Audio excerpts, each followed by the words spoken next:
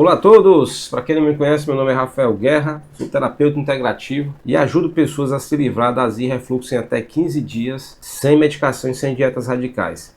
Pessoal, estou aqui hoje para falar um pouquinho sobre alguns comentários que eu tive nas redes sociais e queria abordar. Foi muito interessante que a gente está fazendo esse trabalho e as pessoas elas compartilham o seu sofrimento, a sua dor. É por isso que eu vou falar aqui hoje para a gente entender um pouquinho melhor por que a pessoa, nesse caso aqui, ela tem esse problema. Aí falou que tem pangastrite e H. pylori.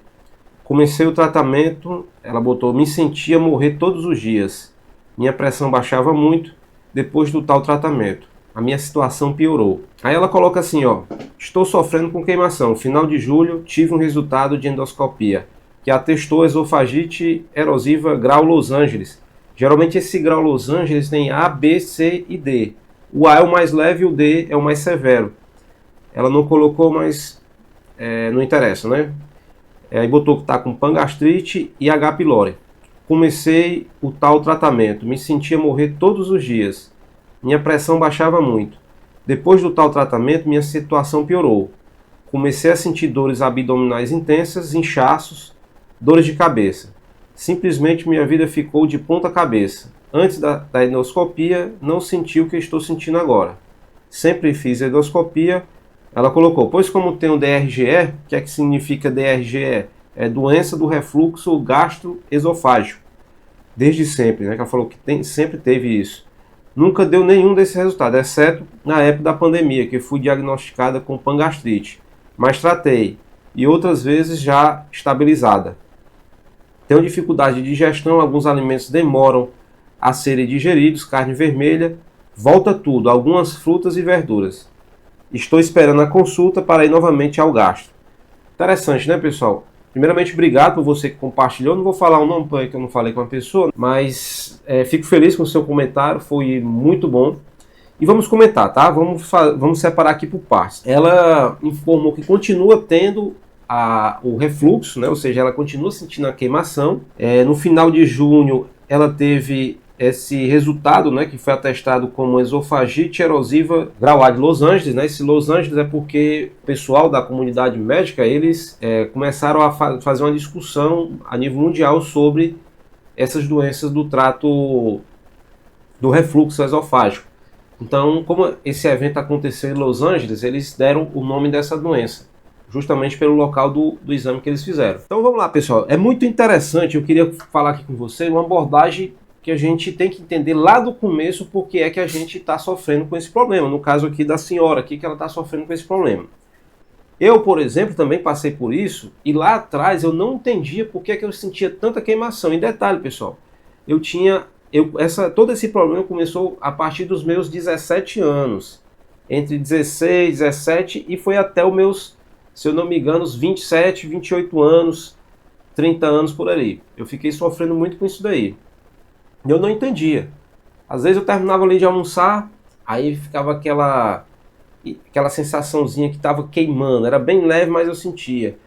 Quando eu comia muito pão, passava ali meia hora, o refluxo vinha muito forte, a queimação vinha muito forte. Então, para você entender o que a gente tem isso, nós precisamos partir do primeiro ponto, o que é que está gerando isso. Eu sempre falo em alguns vídeos que a gente tem sinais, o corpo dá sinais, como qualquer outra doença. E os sinais significam que a gente precisa resolver esse problema. Você tem que entender que quando você come, e esse alimento, o primeiro processo da alimentação, ele começa na boca. Então, quando você está com menos alimentos, eles são mastigados, eles são quebrados em estruturas menores. E lá dentro da boca, ele é misturado com saliva e algumas enzimas que ficam dentro da nossa boca e isso daí desce para o estômago via esôfago. E lá dentro do estômago é processado começa realmente o processo mais pesado, que seria a quebra em estruturas menores. E quem é que faz essa quebra em estruturas menores? É o ácido, ou seja, o teu estômago precisa ter ácido, e muito ácido. Para você ter noção, o pH lá tem que estar 1,5, 2. Olha como é ácido.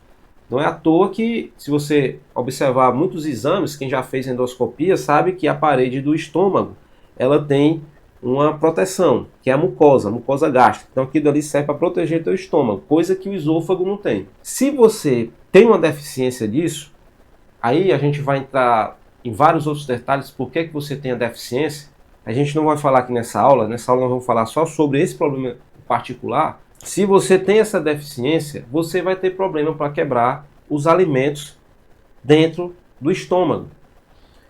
Então, você comeu uma carne que é proteína. Proteína precisa de muito ácido. A proteína ela é muito mais difícil de ser quebrada.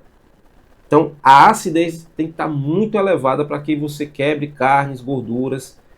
Então, se você já não tem essa acidez suficiente, por algum problema, que depois a gente vai abordar, você vai ter o refluxo. O que é que acontece? Isso aqui, pessoal, é uma forma bem didática para você entender, tá? Existem os mecanismos de feedback do corpo, inclusive o seu próprio estômago também, ele tem várias nervuras que se comunicam com o sistema SNE. O que é o SNE? É o sistema nervoso entérico, que é uma rede complexa de neurônio que fica localizado nas paredes do sistema gastrointestinal, que também fica lá no esôfago, no estômago, ou seja, é uma rede. Você imaginar um pouco de eletrônica, né? São os vários fios que você conecta na placa para poder ela funcionar. Então, o nosso sistema é bem parecido com a parte eletrônica. Então, esses mecanismos de feedback, quando ele detecta que você não tem acidez lá dentro, ou seja, a sua acidez não está boa, que tem que estar alta, ele vai fazer o quê? Ele vai abrir a esfíncter do esôfago, porque ele entende, ó, esse alimento veio lá de cima, mas não está pronto para poder ser processado. Vamos ter que voltar isso daí. Claro que tem pessoas que não chega a ter um vômito, né? Vamos dizer, uma expulsão, mas entra em disfunção, né? O que é a disfunção? É um problema. Ou seja, qual é o problema? Você vai ficar com aquilo aberto, ou seja, tudo que você come vai ficar lavando. E é por isso que tem a queimação. Por que é a queimação?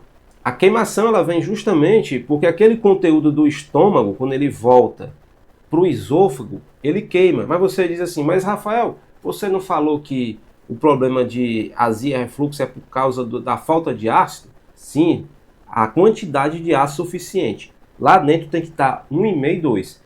Se não tiver, se tiver 2,5, 3,5, 4, ele vai entrar em disfunção. Mesmo assim, com esse pH 3,5, 4, ele é muito forte para o esôfago.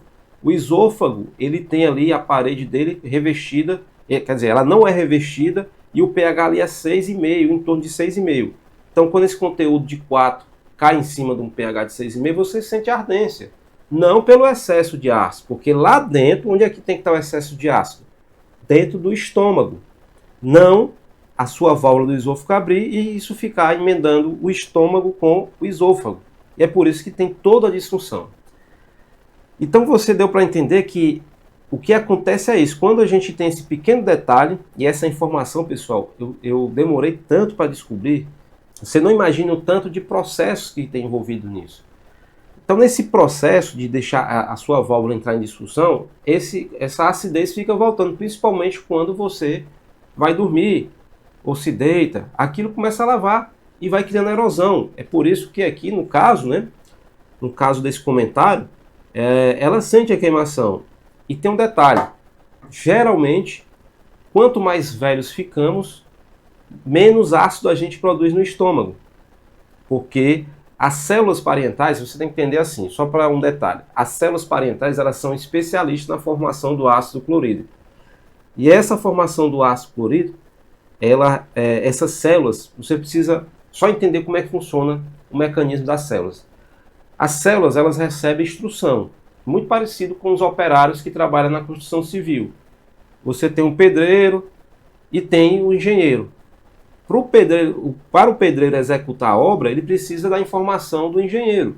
Ou seja, o engenheiro tem um projeto, ele elabora, aquele projeto está só no papel, vem o pedreiro, entende o que está escrito naquele papel e começa a executar a obra. A mesma coisa é a célula do estômago. Ela recebe uma informação, e aqui eu já estou te dando um spoiler da nossa tecnologia, Photon Quantum, que a gente vai trabalhar exclusivamente com a injeção, desculpa o termo, não seria exatamente uma injeção, mas com a gente vai trabalhar com a alimentação da informação celular para que a célula comece a produzir o ácido de forma normal. Então, por isso que é bem interessante. Então, ela recebe essa informação e começa a produzir o ácido. Então, nesses processos, o que é que pode acontecer? Ou a informação não está chegando lá, ou pode até estar chegando, mas para poder formar o ácido clorídrico, a célula deve estar precisando de algum substrato e esse substrato não tem. Aí isso aí pode ser uma intoxicação, principalmente para alumínio, pode ser uma deficiência de zinco, pode ser também a medicação que você toma, porque existem as medicações que são os inibidores da bomba de íons H+, que são os famosos prazóis, que eles inibem a formação do ácido. Aí você imagina, se você já tem deficiência, você tem azia, aí daqui a pouco você vai lá e tomou a omeprazol, 20 mg, 40 mg. Eu tinha época que eu tomava de 40, depois o médico pediu para reduzir, fui para 20. E quando você toma aquilo dali, o que é que vai acontecer? Você lembra que eu falei lá atrás que o seu pH está em disfunção, ou seja, não está na escala correta, que é para estar entre 1,5 e 2. Se tiver entre 3,5 e 4, continua queimando a parede do esôfago, queima. Por quê? Entra em disfunção. Quando você toma o omeprazol, ele vai entrar, vai inibir mais a produção do ácido, ou seja, aquele pH que já estava ruim, 3,5, 4, vai para 4,5, 5, às vezes chega até 6,5. Então ele vai equalizar com o pH do esôfago. Você continua tendo refluxo, mas o pH equilibrou. Aí você passou a dor. O que é que está fazendo isso daí? O que é que a medicação está fazendo? Ela está apenas anestesiando o seu esôfago. O problema continua, que é o refluxo. E quando o refluxo continua, só que o pH agora do estômago é outro, porque a medicação subiu o pH do teu estômago, ele vai continuar lavando, mas você não sente mais a queimação. Só que tem um detalhe, pessoal. Você concorda comigo que a partir de agora, tudo que você vai comer, você vai ter problema porque você não tem mais acidez suficiente? É isso que eu quero dizer para você. Por que que muita gente me pergunta assim, você é contra tomar medicação? De forma alguma, pessoal. Nunca fui contra. Eu usei durante 10 anos. Só que eu tive problemas. Eu usei por muito tempo. A gente deve usar em determinadas situações? Sim, deve usar. Mas você não pode ficar refém disso pro resto da vida. Então vamos voltar de novo aqui para a situação aqui. Então ela tá com esse problema, né? Essa esofagite. Pangastrite já seria uma inflamação da parede do corpo do estômago. E nós vamos entrar, e aí deu H. pylori. É interessante que essa pessoa aqui, ela tem uma vasta de problemas justamente por todo o desequilíbrio ocasionado pelo déficit de acidez do estômago. E pelo que eu vi, ela já é uma senhora. Não sei precisamente a idade dela, mas acredito que ela deve ter mais de 50 anos, 55 anos, mais de 55 anos. Então ela já tem, pela própria idade, a deficiência de ácido. Por outros problemas, e também eu acredito que ela deve usar medicação, vai piorar a situação porque menos ácido ela vai ter. Então esse problema aqui de pangastrite, a gente vai entender, vou explicar também, é a própria gastrite e a H. pylori, eles estão relacionados. O que é que acontece? Existe um termo que eu gosto de usar aqui na terapia integrativa, que seria terreno biológico. O terreno biológico, ele é, como o próprio nome diz, um terreno, e cada parte do corpo tem uma forma, um terreno. Cada terreno dentro do nosso corpo é propício para determinado tipo de bactérias. É por isso que ao longo do nosso corpo a gente tem várias zonas de pH diferentes. Eu vou mostrar agora aqui para você. Olha só. Vai aparecer aqui na frente, mas só para você entender. Olha aqui, ó. Você vai olhar, observar, você vê aqui que o estômago está aqui na escala de pH. Bem aqui, ó, bem aqui nessa lateralzinha, você vai ver uma escala colorida. Eu quero que você observe, porque eu não estou conseguindo colocar o cursor aqui, tá? Mas tá aí, essa escala tem bem aqui, ó, ácido, aí vai descendo, ó, vai descendo, aí vem neutro e alcalino, ó. Olha aqui o estômago aí, ó, vermelho lá, ó, tem que estar ácido. Aí vai descer e vai seguindo para outros tipos de pH. Ó. Ali no intestino, no comecinho do estômago, já entra no duodeno, já entra na escala de neutro.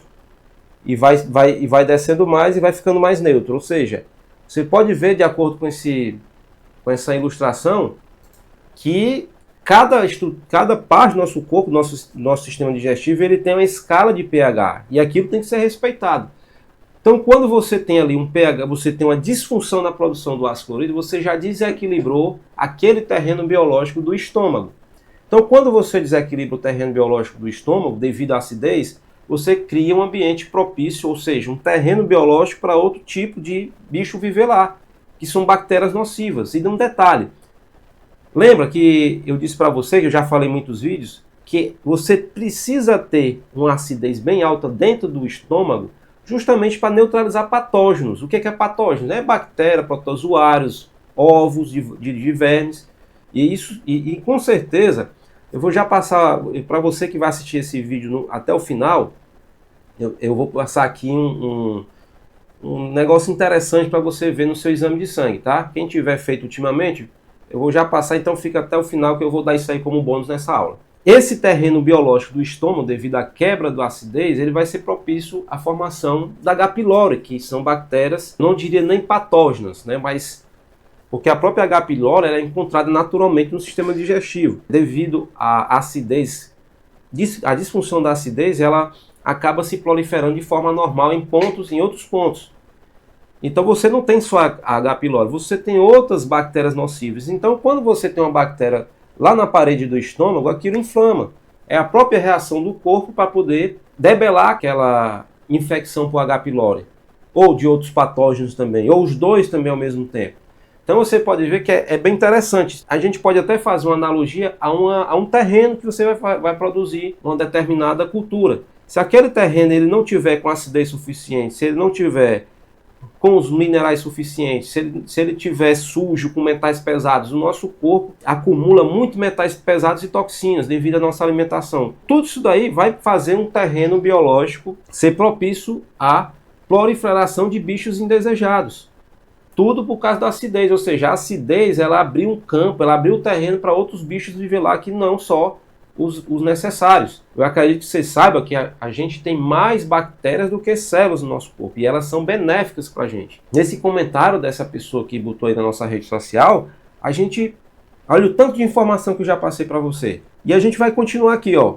Então eu falei aqui da H. pylori, né? Por você estar entendendo que são terrenos biológicos que a gente tem dentro do corpo. E quando você desequilibra esse pH, esse desequilíbrio gerou um terreno biológico desfavorável para a nossa saúde, ou seja, a parede do teu estômago está crescendo patógenos que não era para estar crescendo, era para estar equilibrado. E tudo por causa do déficit de acidez. Aqui adiantar um pouquinho, aí ela disse que sente fortes dores abdominais. Aí nós vamos entrar na mesma, eu vou responder da mesma forma. Fortes dores abdominais pode ser, tá pessoal? Só pelo menos quem pode ser, que a gente precisa investigar muito para entender se realmente tem relação com isso. Mas fortes dores abdominais pode ter relação com o terreno biológico. Lembra que eu falei do terreno biológico? Ó, vou mostrar de novo aqui para você ver. Ó. Olha lá o intestino, começando ali. Você vê ali o intestino fino e o intestino grosso. O intestino fino está um verdinho, ou seja, aquele verdinho é uma acidez neutra. Quando você quebra aquela acidez ali do estômago, todo o processo desencadeia. É um efeito borboleta. Então daqui a pouco vai criar bactérias nocivas dentro do intestino delgado, que seria o intestino fino. E essas bactérias não eram para estar lá. Tem bactérias que é para estar no intestino grosso e elas acabam migrando, ou mesmo da própria alimentação que você come e a sua acidez, que a própria acidez do estômago é para funcionar como sanitizante, não vai funcionar, porque ela está disfuncional. Então essas bactérias começam a invadir esses terrenos biológicos por causa dos desequilíbrios ácidos, e lá ela vai se proliferar. E quando ela se prolifera no intestino, ela começa a fermentar restos de substratos dos alimentos que você não processa bem pela falta do ácido. E esses substratos têm muita fermentação, e as fermentações, elas dilatam, ela cria gás. E tem um detalhe, o nosso intestino, ele tem muita flexibilidade. Ele tem um movimento peristáltico. Ou seja, esse movimento aqui a gente não sente dor, mas se você dilatar, o intestino quando ele é dilatado, você sente a dor. Então quando você tem essas formações de bactérias dentro do intestino delgado, ali do intestino fino, que não era para estar ali, ela começa a dilatar e você sente a dor. É por isso que eu digo que precisa ser investigado, porque às vezes as dores também podem ser provocadas por pedras na vesícula, isso causa dor, até mesmo obstrução, se você tiver algum tipo de obstrução dentro do sistema digestivo pode ocasionar, ou seja, existem vários fatores que podem dar dor. Então a dor é só alarme, você precisa aprofundar o que você tá sentindo. Então o nome dessa doença aí, quando você tem uma produção excessiva de bactérias nocivas fermentando e produzindo gás que faz dilatar e dar dor abdominal, se chama SIBO. Essa doença é SIBO. A gente também tem a SIFO, né? A SIFO seria de fungos. Só que no caso precisa ser bem investigado para saber qual é a origem desse problema. Então você está vendo aqui, pessoal, que realmente todo um problema, um pequeno detalhe de uma acidez que não está sendo suficientemente para quebrar os alimentos, desencadeia uma série de processos nocivos dentro do nosso corpo. É por isso que eu digo, às vezes a gente está andando por aí e eu vejo muitas pessoas, principalmente jovens, eu estou com uma aziazinha aqui, eu vou tomar ali uma pastilha efervescente e passa, e daqui a pouco comer um outro alimento, toma outra pastilha dessa. O que as pastilhas fazem? Ela faz o mesmo processo dos omeprazol. A diferença é que a pastilha não atua em nível celular. O omeprazol ele atua em nível celular, ele faz a inibição do ácido clorídrico através da bomba de íons H+. A pastilha ela só faz uma química que vai neutralizar. É por isso que também tem muitos alimentos que eles são facilitadores da azia. É o caso, por exemplo, do leite. O leite é alcalino. Então, quem já tem azia e toma leite, também pode ter problema. Então, pessoal, espero que eu tenha sido claro com vocês.